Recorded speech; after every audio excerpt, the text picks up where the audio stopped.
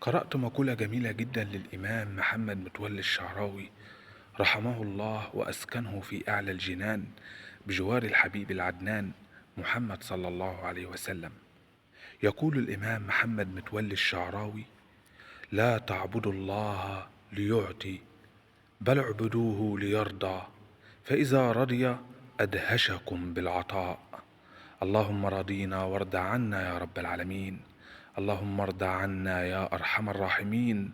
اللهم يا مقلب القلوب ثبت قلوبنا على دينك.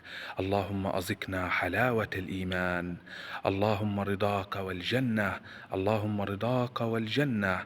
اللهم أكبر بخاطرنا جبرا يتعجب له أهل السماوات والأرض. اللهم أسكننا في أعلى الجنان بجوار الحبيب العدنان محمد صلى الله عليه وسلم. صلوات ربي وسلامي عليك يا حبيبي يا رسول الله، والسلام عليكم ورحمة الله وبركاته.